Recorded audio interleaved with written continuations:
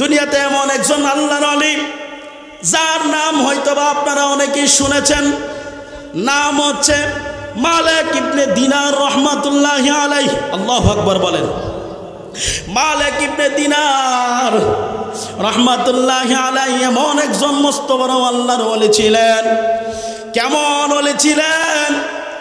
ইমাম মালিক ইবনে দিনার রহমাতুল্লাহি আলাইহি খানকার মধ্যে আল্লাহর ইবাদত বন্দেগী করে আর আল্লাহর গুণগান করে, নামাজ আদায় করে, আল্লাহর গোলামি করে। ইমাম মালিক ডাক দিয়া কয়, মালিক ইবনে দিনার ডাক দিয়া কয়, ও দুনিয়ার মানুষ শোনো, আল্লাহ আমারে অনেক কিছু দিয়েছে, অভাব বলতে কোনো কিছু আল্লাহ আমার দেয় নাই। আমি সব দিক দিয়ে আমি পরিপূর্ণ, আল্লাহ আমারে সব দিকটা দিয়েছেন। এরপরও আমি আল্লাহর গোলামি বেশি বেশি করে করি। কেমন গোলামি করতেন রে বাবা ইমাম মালিক ইবনে দিনার রহমাতুল্লাহি আলাইহি? আল্লাহর জিকির করতে করতে খানকা থেকে বাহিরে বের হয়ে গেলেন। বাহিরে যাইয়া একটা নৌকার মধ্যে উঠলেন রে বাবা। নৌকার মধ্যে ওইটা আল্লাহর জিকির করা শুরু করলেন। ওই নৌকা যিনি চালায় মাঝি, ওই মাঝি আল্লাহর ওলি মালিক ইবনে দিনার রে সাগর পাড়ি দিয়া সাগরের ওই পারে নিয়ে গেলেন। আল্লাহু আকবার বলেন। আর জোরে বলেন আল্লাহু আকবার। মালিক ইবনে দিনার সাগরের ওই পারে চলে গেলেন। ওই পারে যাইয়া পকেটের ভিতরে হাত দিলেন। পকেটের ভিতরে হাত দিয়া দেখতেছেন তার পকেটের মধ্যে কোনো টাকা নাই, তার পকেটের মধ্যে কোনো পয়সা নাই রে বাবা। এবার মাঝিকে ডাক দিয়া কয়, মাঝি ও মাঝি রে, আমি তো খানকা থেকে আল্লাহর জিকির করতে করতে আমি বের হয়ে গেলাম, আমার পকেটের মধ্যে তো কোনো টাকা নাই, পয়সা নাই, আমি তো তোমার ভাড়া দিতে পারবো না। এবার মাঝিটা খুব রাগান্বিত হয়ে গেলেন। রাগান্বিত হইয়া ওই মালিক ইবনে দিনার রহমাতুল্লাহি আলাইহি একটা ধাক্কা মারলেন, নদীর মধ্যে ফালাইয়া দিলেন, সমুদ্রের মধ্যে ফালাইয়া দিলেন। ইমাম মালিক ইবনে দিনার রহমাতুল্লাহি আলাইহি তার প্রাণটা রক্ষা করার জন্য তক্তার মধ্যে ধরে রাখলেন রে বাবা। যেই মাত্র তক্তার মধ্যে হাপ্পা দিয়া ধরলেন, সমুদ্রের মাছগুলা এক একটা মাছ, ছোট বড় অনেক মাছ সমুদ্র থেকে মুখের মধ্যে নিয়া টানের মধ্যে উইঠা গেছে। সুবহানাল্লাহ বলেন। আরো জোরে বলেন না সুবহানাল্লাহ। মালিক ইবনে দিনার কে বলতেছে? মালিক ইবনে দিনার বলতেছে, আমার কাছে তো কোনো টাকা নাই, পয়সা নাই, আমি তো দিতে পারবো না। মাঝি রাগান্বিত হইলেন। রাগান্বিত হইয়া বলতেছে, টাকা না দিতে পারলে আপনি নৌকাতে উঠলেন কেন? এমনিতেই তো হুজুরদেরকে মানুষ দেখতে পারে না, হুজুরদেরকে কি করতে পারে না? দেখতে পারে না। বলে হুজুররা বেশ ধরছে। হুজুরা কি করছে? বেশ ধরছে, মানুষের সমালোচনা করে। আর ইমাম মালিক বলতেছে, আমার কাছে তো টাকাই নাই। রাগান্বিত হইয়া নদীর মধ্যে ফালাইয়া দেওয়ার চেষ্টা করলেন। আর ইমাম মালিক যখন পড়ে যাচ্ছে, এই মুহূর্তে নৌকার তক্তার মধ্যে ধরলেন। আর এদিক দিয়ে দেখা যায় সমুদ্রের অনেক মাছ, ছোট বড় অনেক মাছ, তার যার যার মুখের মধ্যে সমুদ্র থেকে মুক্তা নিয়ে তুললেন। সুবহানাল্লাহ বলেন। আর জোরে বলেন না সুবহানাল্লাহ। এবার মাছগুলা ডাক দিয়া কয়, আল্লাহ,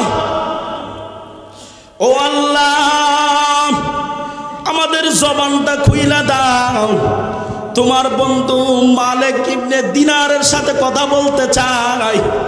কারণ তার জবান পবিত্র, যেই জবান দিয়া কোনোদিন মিথ্যা কথা বলে নাই, যেই জবান দিয়া কোনোদিন মানুষকে কষ্ট দেয় নাই, মানুষকে খারাপ কথা বলে নাই, মানুষকে গালি দেয় নাই। এই জবানটা তার পবিত্র একটা জবান। যেই হাত এবং পা অল বডি দিয়া মানুষকে কোনোদিন কষ্ট দেয় নাই গো। ও আল্লাহ, পবিত্র বডি রে, আপনার পবিত্র একজন মানুষ, আপনার বন্ধু একজন মানুষকে এই মাঝি তারে অপমান করবে, আমরা সমুদ্রের মাছ হইতে পারি কিন্তু বরদাস্ত করতে পারি না। সুবহানাল্লাহ বলে। আমি তো তোমায় খুঁজব না গো বন জঙ্গলে যাইয়া, আমার মাঝে আমার মুর্শিদ আছে গো লুকাইয়া। কথা বলেন ঠিক কিনা? আরো জোরে বলেন ঠিক কিনা? ইমাম মালিক যখন পানির মধ্যে পড়ে যাওয়ার জন্য তক্তার মধ্যে তুললেন গো, তক্তার মধ্যে দইনা তার প্রাণটাকে রক্ষা করলেন। এদিক দিয়ে আল্লাহ পাক রব্বুল আলামিন মাছের জবান খুইলা দিছে। মাছ ডাক দিয়া কয়, মালিক ইবনে দিনার, ও মালিক ইবনে দিনার, তুমি তো আল্লাহর একজন মাহমুদ বান্দা, আল্লাহর বন্ধু একজন মানুষ, তুমি মাঝির কাছে অপমানিত হইবা, আমরা মাছ বরদাস্ত করতে পারবো না। এখান থেকে তোমার যতগুলা মুক্তা লাগে তুমি নিয়ে যাও, তুমি নিয়ে যাইয়া ওই মাঝিকে দিয়া দাও। সুবহানাল্লাহ বলেন। এবার মাঝি মালিক ইবনে দিনার রহমাতুল্লাহি আলাইহির পায়ের মধ্যে পড়ে গেলেন। ডাক দিয়া কই, হুজুর গো, ও হুজুর, আমি আপনাকে চিনতে পারি না, আপনি যে এত বড় একজন আল্লাহর ওলি, আমারে আপনি মাফ কইরা দেন। সুবহানাল্লাহ বলেন। ইমাম মালিক ডাক দিয়া কই, বাবা রে, ও বাবা, যাও যাও, তোমারে আমি ক্ষমা কইরা দিলাম। কারণ মানুষের মহৎ একটা গুণ হচ্ছে ক্ষমা করে দেওয়া। যারা ঝগড়া করেন আপনি নিচু হয়ে থাকবেন, মানুষকে ক্ষমা করে দিবেন, দেখবেন ওই লোকটা পরবর্তীতে আপনার সাথে কোনো শত্রুতামি করবে না।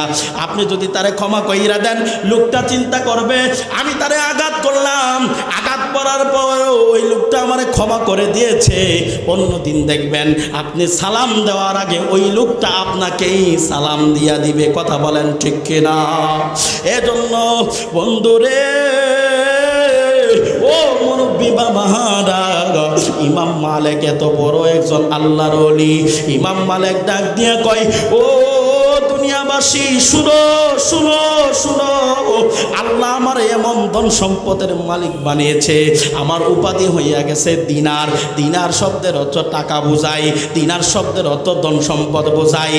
ওই মালিক ইবনে দিনার বলে, আল্লাহ আমার এত ধন সম্পত্তি দিয়েছে, এরপরও আল্লাহর গোলামি আমি ছাড়ি নাই, এরপরও আল্লাহর গোলামি থেকে দূরে যাই নাই। আজকে আপনি আমি যখন টাকা পয়সার মালিক হয়ে যাই, আল্লাহরে ভুলে যাই। কথা বলেন ঠিক কিনা? আর জোরে বলেন ঠিক কিনা? আর মালিক ইবনে দিনার বলতেছে, এত টাকা পয়সা আল্লাহ আমার দিছে, আমার নামের উপাধিই হচ্ছে দিনার। সুবহানাল্লাহ বলেন না? আর জোরে বলেন না সুবহানাল্লাহ। এবার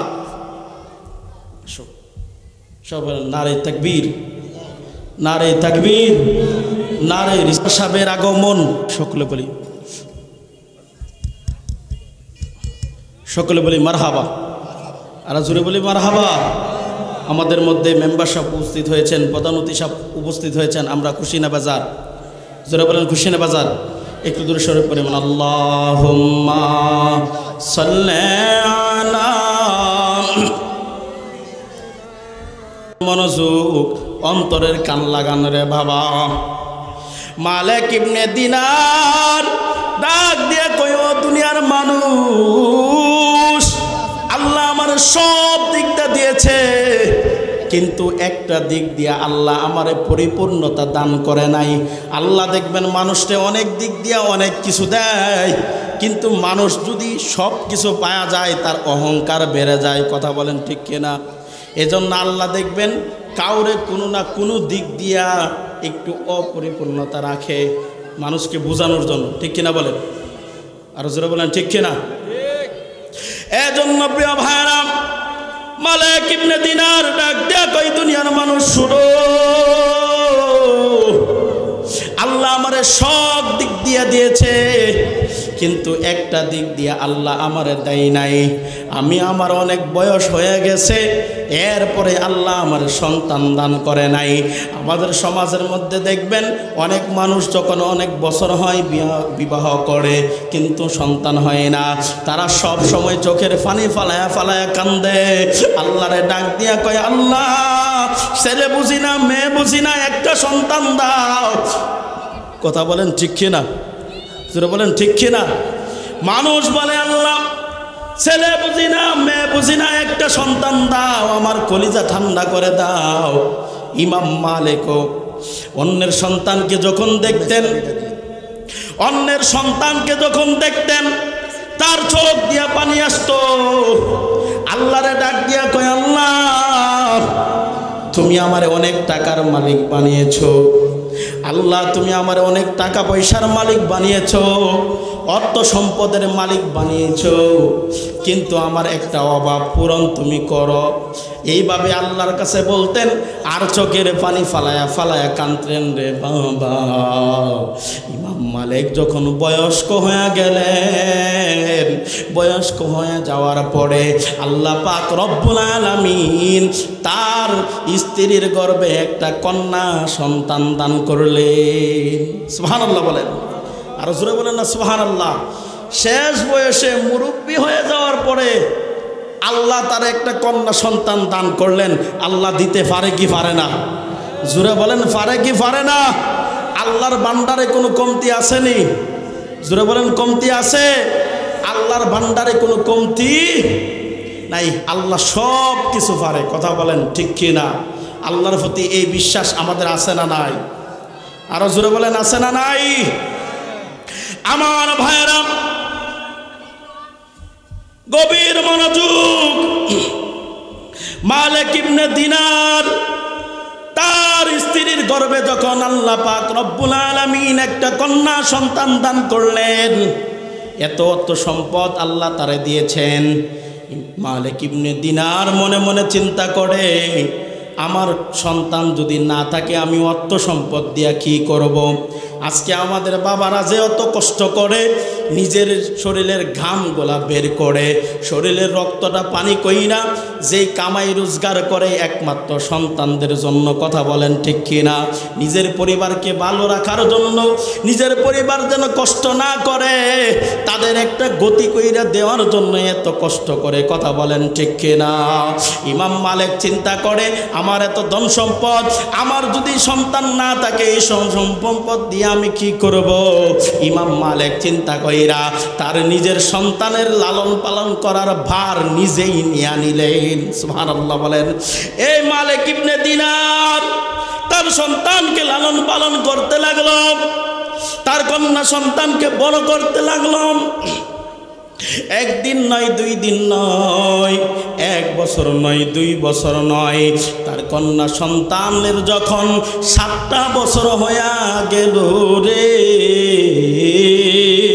7 বছর হয়ে যাওয়ার পরে আল্লাহর লীলা খেলা বোঝা যায় না। হঠাৎ করে রাতের বেলা দেখা যায় ওই মালিক ইবনে দিনারের কন্যা সন্তানের গায়ের মধ্যে জ্বর উঠে গেছে। জোরে বলেন আল্লাহু আকবার। আরো জোরে বলেন না আল্লাহু আকবার। নবরঙ্গের রূপ ধরিয়া পাগল করিয়া এখন তুমি রইলা কোথায়? ঠিক কিনা বলেন? আরো জোরে বলেন ঠিক কিনা? নবরঙ্গের রূপ ধরিয়া পাগল করিয়া এখন দয়াল রইলা কোথায়? এখন দয়াল রইলা কোথায়? ও মোর জানা রে, জালা কি দিয়া নিবাই, দয়ালের প্রেম জালাই অঙ্গ জলে জালা কি দিয়া নিবাই, মুর্শিদ প্রেম জালাই অঙ্গ জলে জালা কি দিয়া নিবাই। জোরে বলেন না আল্লাহু আকবার। আর জবান খুলে বলেন না আল্লাহু আকবার। বন্ধুরে, ও মুরব্বি বাবারা, মালিক ইবনে দিনারের কন্যা সন্তানের যখন 7 বছর হয়ে গেল, রাতের বেলা কন্যা সন্তানের জ্বর আসলো। এমন সময় রে দেখা যায় তার কন্যাটা ডাক দিয়া কই, বাবা গো, ও বাবা, আমার অবস্থাটা মনে হয় বেশি ভালো না, আমি মনে হয় বেশিক্ষণ দুনিয়াতে থাকবো না, এই দুনিয়া চাইরা মনে হয় আমাকে বিদায় নিতে হবে। ও বাবা, আপনাকে বলে দিয়ে যাই, আপনি কোনোদিন আল্লাহর গোলামি ছাড়বেন না। যেইভাবে আল্লাহর গোলামি করেন, যেইভাবে আপনি আল্লাহর গোলামি করেন, যেইভাবে আপনি নামাজ পড়েন, যেইভাবে আপনি রোজা রাখেন, যেইভাবে ইবাদত বন্দেগী করেন, ঠিক এমনভাবে আপনি আল্লাহর গোলামি করবেন। কোনোদিন আল্লাহর গোলামি ছাড়বেন না। আমি যদি মরে যাই আমার জন্য আপনি দোয়া করবেন। এইভাবে দেখা যায় আস্তে আস্তে যখন রাত্র গনাইতে লাগলো, এবার দেখা যায় রে বন্ধু, মধ্যরাত্র যখন হয়ে গেছে, মালিক ইবনে দিনার যেই হাত দিয়া তার কন্যা সন্তানদের লালন পালন করত, ওই হাতের মধ্যে তার মাথাটা লাইগা তার মেয়ে, তার কন্যা সন্তান গভীর রাতে, ভোর রাতে দুনিয়া থেকে বিদায় হয়ে গেছে। আল্লাহু আকবার বলেন, আরো জোরে বলেন না আল্লাহু আকবার। একটু চিন্তা করে দেখেন, 7 বছরের কন্যা সন্তান দুনিয়া থেকে বিদায় হয়ে গেছে, আপনার কেমন লাগবে? আপনার কন্যা, আপনার সন্তান যদি 7 বছর বয়সে তারা এত কষ্ট করে লালন পালন করলেন, এত কষ্ট করে মায়া মহব্বত করে নিজের শরীরের রক্তগুলা পানি কইরা তারে মানুষ করলেন, মানুষ করার পরে যদি দুনিয়া থেকে বিদায় হয়ে যায়, আপনার মন মানসিকতা কেমন হবে? একটু চিন্তা করে দেখেন। গভীর মনোযোগ। মালিক ইবনে দিনার চোখের পানি ফালায় কান্দে, আল্লাহরে ডাক দিয়া কয়, আল্লাহ তোমার লীলা খেলা বোঝা যায় না, আল্লাহ আমার ধৈর্য ধারণ করার শক্তি দাও। এই সন্তানটা আল্লাহ আমার শেষ বয়সে দিয়েছো, এত কষ্ট করে সন্তানটারে মানুষ করতেছিলাম, আজকে 7টা বছর হয়ে গেল, এই সন্তানটারে নিজের হাতে মানুষ করলাম, নিজের হাতে তারে গোসল করাইয়া দিলাম, নিজের হাতে তারে খাওয়াইলাম, নিজের হাতে তারে পড়াইলাম। আজকে আমার সন্তান আমার কাছ থেকে তুমি নিয়ে গেলা, আল্লাহ আমার ধৈর্য ধারণ করার ক্ষমতা দাও। সুবহানাল্লাহ বলেন, আরো জোরে বলেন না সুবহানাল্লাহ। বন্ধু, এখান থেকে একটা শিক্ষা নিতে পারেন, যত বড় বিপদ আপনার হোক না কেন, সদা সর্বদাই ধৈর্য ধারণ করতে হবে। কথা বলেন ঠিক কিনা? আল্লাহ পাক রব্বুল আলামিন কোরআনে পাকের মধ্যে বলেন, ইন্নাল্লাহা মা'আস সাবিরিন। সুবহানাল্লাহ বলেন। আল্লাহ পাক রব্বুল আলামিন বলেন, তারা দুনিয়াতে ধৈর্য ধারণ করবে, বিপদ আসার পরেও ধৈর্য ধারণ করবে, আমি আল্লাহর কাছে বিপদের জন্য প্রার্থনা করবে। আমি আল্লাহ রব্বুল আলামিন ঘোষণা দিলাম, যারা ধৈর্য ধারণ করবে সদা সর্বদা আমি আল্লাহ ধৈর্যশীলদের সাথে রয়েছি। সুবহানাল্লাহ বলেন, আরো জোরে বলেন না সুবহানাল্লাহ। যত বড় বিপদ আসুক ধৈর্য ধারণ করতে চাই কি চাই না? জোরে বলেন চাই কি চাই না?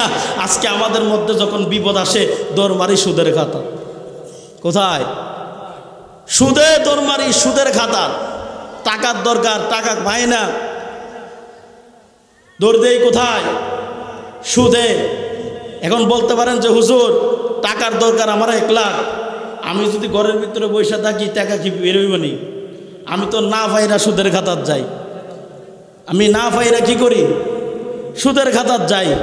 কিন্তু ইতিহাস দেখেন, ইতিহাস দেখেন, আল্লাহর নবীর আদর্শ দেখেন, দয়াল নবীজির আদর্শ দেখেন, সাহাবীদের আদর্শ দেখেন। তারা যখন বিপদের মধ্যে পড়ে যাইতো, আপনার আমার মতন সুদের খাতার মধ্যে দৌড় দিত না, ঘুষের খাতার মধ্যে দৌড় দিত না। তারা জাইনামাজ নিয়া, জাইনামাজের মুসল্লা নিয়া আল্লাহর দরবারে, আল্লাহর ঘরে হাজির হয়ে যাইত। সুবহানাল্লাহ বলেন, আর জোরে বলেন না সুবহানাল্লাহ।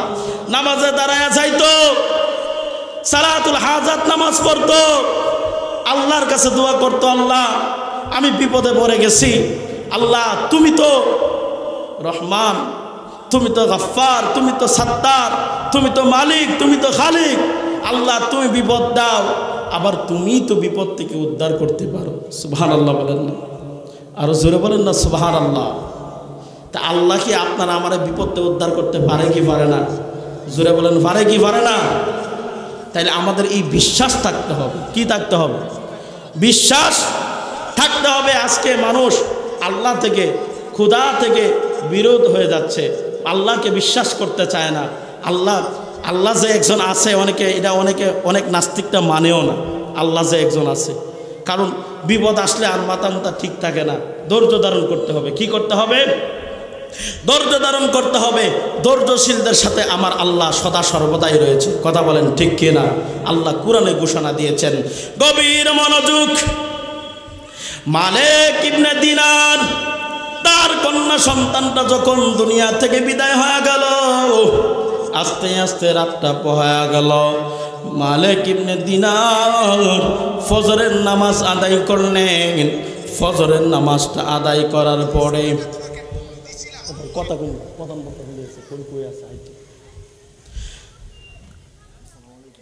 সকলে বলি আল্লাহু আকবার। আর জোরে বলি আল্লাহু আকবার। দুরূদ শরীফ পড়ে মান আল্লাহুম্মা সাল্লি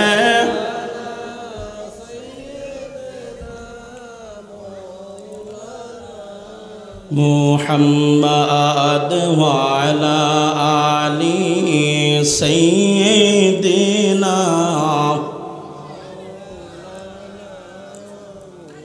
এই দুনিয়া পরে থাকবে, আমরা একদিন থাকব না। সবাই মোদের ভুলে যাবে, নবী গো আপনি ভুলেন না। আল্লাহুম্মা সাল্লি আলা সাইয়্যিদ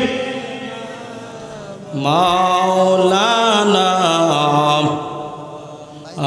আদ ওয়া আলা আলি সাইয়্যিদিনা মাওলানা সাল্লাল্লাহু তাআলা আলাইহি ওয়াসাল্লাম। নারে তাকবীর, নারে রিসালাত, নারে গাউসিয়া। প্রধান বিশেষ বক্তার আগমন। নাম ফোন দিলাম তো। বিশেষ বক্তার আগমন। সকলে বলি মারহাবা। আর জোরে বলি মারহাবা। বিশেষ বক্তা এসে গেছে। হুজুরকে স্টেজে বসায় রাখা, আলোচনা করা ঠিক না। এরপরও যেহেতু এটা শুরু করছি, আমি সংক্ষিপ্ত শেষ করে দিই। কষ্ট হইব আপনাদের? হুজুর কষ্ট হইব? গভীর মনোযোগ। মালিক ইবনে দিনার তার কন্যা সন্তানটাকে ফজরের নামাজের পরে নিজ হাতে গোসল দিলেন। 5টা কাপড় পরাইলেন।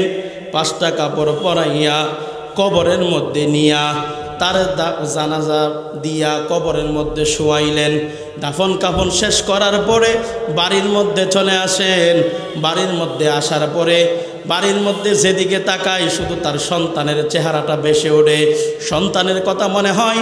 মালিক ইবনে দিনার ওই সন্তানের কথা চিন্তা করতে করতে ঠিক মতন ইবাদত বন্দেগীও করতে পারে না, নামাজও পড়তে পারে না।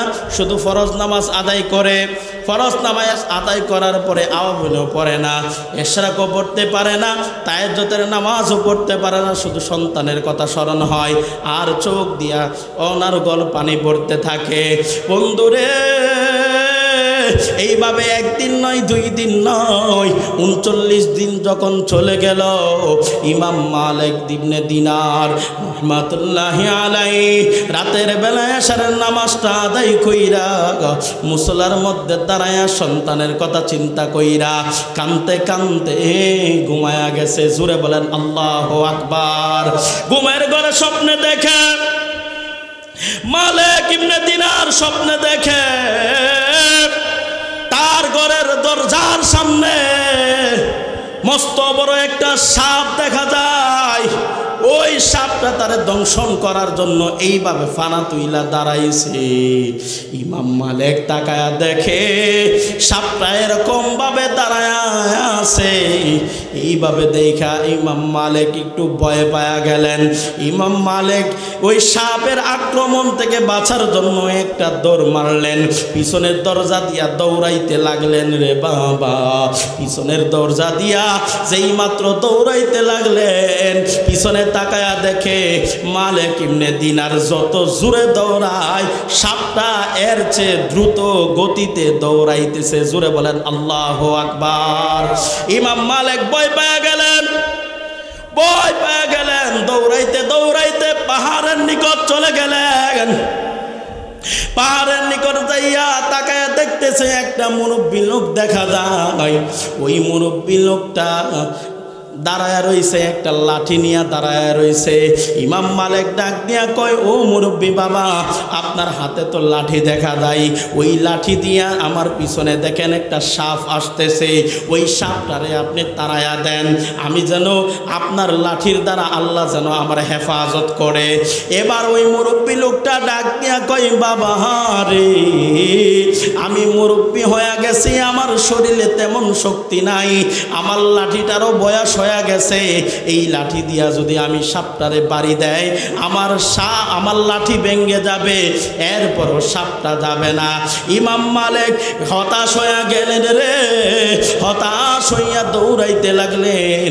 দৌড়তে দৌড়তে পাহাড়ের উপরে উঠে গেলেন। পাহাড়ের উপরে যাওয়ার পরে হঠাৎ করে তাকায়া দেখতেছে তার মেয়েটা যে দুনিয়া থেকে 39 দিন আগে বিদায় হয়ে গেল, ওই মেয়েটাকে পাহাড়ের উপরে দেখা যায়। সুবহানাল্লাহ বলেন, আরো জোরে বলেন না সুবহানাল্লাহ। পাহাড়ের উপরে একটা বৃদ্ধ ব্যক্তির সাথে খেলাধুলা করতেছে। মালিক ইবনে দিনার তার সন্তানকে দেখা তো চিনা ফালাইলেন, ডাক দিয়া বলে, ও মা, তুমি না দুনিয়া থেকে বিদায় হয়ে গেলা, তুমি এইখানে কিভাবে আসলা? মালিক ইবনে দিনারের কন্যা ডাক দিয়া কই, বাবা গো, আপনি এই জায়গায় কিভাবে আসলেন? এই জায়গায় তো সাধারণ কোনো মানুষ আসতে পারে না, আপনি এই জায়গায় কিভাবে আসলেন? ইমাম মালিক ডাক দিয়া কই, মা, আমি নামাজ পড়তে পড়তে আমি মনে হয় ঘুমায়া গেছি, এখন দেখতেছি আমাকে একটা সাপ তাড়া করতেছে। সাপের তাড়া খাইয়া আমি একটা মুরব্বীর কাছে গেলাম, মুরব্বীর হাতে লাঠি থাকা সত্ত্বেও সাপটাকে তাড়াইতে পারি না, সাপের ভয়ে আমি পাহাড়ের উপরে উঠলাম। আল্লাহু আকবার বলেন, আরো জোরে বলেন না আল্লাহু আকবার। এবার মালিক ইবনে দিনারের কন্যা ডাক দিয়া কই, বাবা গো, ও বাবা, আমার আর বুঝতে বাকি নাই, আপনাকে কোন সাপে দৌড়াইতেছে জানেননি? আমি যখন দুনিয়া থেকে বিদায় হয়ে গেলাম, আমার ছবি আপনার চোখের মধ্যে ভাসে, আমার যে কষ্ট কইরা লালন পালন করলেন, আপনার শুধু মায়া লাগে, চোখ দিয়া পানি পড়ে, আমলের মধ্যে আপনার মনোযোগ নাই। 5 ওয়াক্ত নামাজ আদায় করার পরে আপনি যে অন্য অন্য নামাজগুলো পড়তেন, এই নামাজগুলো আপনি ছাইরা দিছেন, তাহাজ্জুদ নামাজও আপনি পড়েন না, শুধু দৈনিক 5 ওয়াক্ত নামাজ পড়েন, মানে আপনি আমলের স্পিড কমায়া দিছেন। এই জন্য আল্লাহ আপনার সতর্ক কইরা দেওয়ার কারণে আল্লাহ আপনার স্বপ্নে দেখাইতেছে। ও বাবা, জানেননি ওই মুরব্বী লোকটা কে? জানেননি? ওই লোকটা হচ্ছে আপনার ওই লোকটা হচ্ছে আপনার নেক আমল, ওই লাঠিটা হচ্ছে আপনার নেক আমল, আর যেই সাপটা আপনারে দৌড়াইতেছে এই সাপটা হচ্ছে আপনার বদ আমল। নেকের চাইতে বদ আমলের পাল্লা বেশি হয়ে গেছে, এই জন্য মুরব্বী বাবা বলছে সে বিদ্যা হয়ে গেছে, তার শরীরে তেমন শক্তি নাই, এই কারণে সাপটা তাড়াইতে পারতেছে না। ও বাবা, আমি আপনাকে বলে দেই, আর কোনোদিন এই জায়গায় আসবেন না, এই জায়গায় কেউ আসতে পারে না। আমি আপনাকে জানায় দেই, এখন থেকে আপনি যাইয়া কোনোদিন আল্লাহর গোলামি ছাড়বেন না, 5 ওয়াক্ত নামাজ আদায় করবেন, আওয়াবিন নামাজ আদায় করবেন, এরপরে আপনি ভোর রাত্রিতে তাহাজ্জুদের নামাজ আদায় করবেন, আল্লাহর গোলামি বেশি বেশি করে করবেন। তাইলে দেখবেন আপনার আমলের স্পিড যখন তাজা হয়ে যাবে, আপনার আমলের স্পিড যখন, আপনার আমলের ওজন যখন বার হয়ে যাবে, তখন দেখবেন ওই সাপ আর আপনাকে কোনোদিন দৌড়াইতে পারবে না। আল্লাহু আকবার বলেন, আরো জোরে বলেন না আল্লাহু আকবার। ইমাম মালিক তার চক্ষুটা খুইলা গেছে, যেই মাত্র চক্ষুটা খুলে গেল, তাকায়া দেখতেছে তাহাজ্জুদের নামাজের সময় হয়ে গেছে রে বাবা। মালিক ইবনে দিনার তাহাজ্জুদের নামাজটা আদায় কইরা চোখের পানি ফালায়া কান্দে, আল্লাহ, ও আমার আল্লাহ, আমি ভুল করে ফেলেছি গো আল্লাহ, আমারে আপনি ক্ষমা কইরা দেন। আজকে থেকে তওবা করলাম, কোনোদিন আপনার গোলামি ছাড়ব না, কোনোদিন ইবাদত বন্দেগী ছাড়ব না। ও মুরব্বী বাবারা, জীবনে কি করছেন বাদ দেন। জীবনটা পরিচালনা করতে গিয়া অনেক গুনার কাজ করছেন, বাদ দেন। আল্লাহ বলেন, আমার কোনো বান্দা যখন তার গুনার কাজগুলা মনে কইরা লজ্জিত হইয়া আমি আল্লাহর কাছে দুইটা হাত বাড়ায়া চোখের পানি ফালায়া কান্দে, তুবু ইলাল্লাহি তাওবাতান নাসুহা, অন্তর থেকে যখন তওবা করে আমি আল্লাহ জানায়া দিলাম তার চোখের পানি নাকের আগায় আসার আগে আমি আল্লাহ রব্বুল আলামিন তারে ক্ষমা কইরা দেই। সুবহানাল্লাহ বলেন, আরো জোরে বলেন না সুবহানাল্লাহ। অনেকে স্বপ্নে দেখেন যে আপনাকে সাফে দৌড়াইতেছে, অনেকে স্বপ্নে দেখেন যে নিজের জানাজা নিজে দিতেছেন, নিজেকে দাফন কাফন করাইতেছে। এইগুলা দিয়ে আল্লাহ আপনাকে সিঙ্গেল দিচ্ছে যে তোমার আমলের ঘাটতি আছে, তোমার আমলের ঘাটতি আছে না, তোমার আমলের ঘাটতি আছে, আমলের দিকে ফিরে আসো, আল্লাহর দিকে ফিরে আসো, ইবাদতের দিকে ফিরে আসো। সুবহানাল্লাহ বলেন না, আরো জোরে বলেন না সুবহানাল্লাহ। আমরা আল্লাহর ইবাদত বন্দেগী করতে চাই কি চাই না? জোরে বলেন, চাই কি চাই না? আমরা তো আশিক রাসূল, আমরা তো সুন্নি মুসলমান। মনে রাখবেন, সাইনবোর্ড দিয়ে কোনো দিন আশিক রাসূল হওয়া যায় না। বড় বড় সাইনবোর্ড লাগাইতে পারবেন, বড় বড় ব্যানার লাগাইতে পারবেন, কিন্তু এই ব্যানার দিয়া, এই সাইনবোর্ড দিয়া কোনো দিন আশিক রাসূল হওয়া যাবে? নিজের মধ্যে রসুলের আদর্শের মালা গলায় লাগাইতে হবে। রসুল যেইভাবে বলেছেন নিজের জীবনটা এইভাবে পরিচালনা করতে হবে। আল্লাহ যে বিধান দিয়েছেন এই বিধান অনুসারে নিজের জীবনটা পরিচালনা করতে হবে। তাইলে আপনি আশিক রসুল হইতে পারবেন, আপনি ইমানদার হইতে পারবেন। কথা বলেন ঠিক কিনা? যারা বলেন ঠিক কিনা? আল্লাহ পাক রব্বুল আলামিন আমাদের সকলকে সঠিক বুঝ দান করুক। সকলে বলেন আমিন। আল্লাহর গোলামি বেশি বেশি করে করার তৌফিক দান করুক। সকলে বলেন আমিন। মা বাবার খেদমত বেশি বেশি করার তৌফিক দান করুক। সকলে বলেন আমিন। 5 ওয়াক্ত নামাজ আল্লাহ পাক রব্বুল আলামিন যেন জামাতের সহিত আদায় করার তৌফিক দান করে। সকলে বলেন আমিন।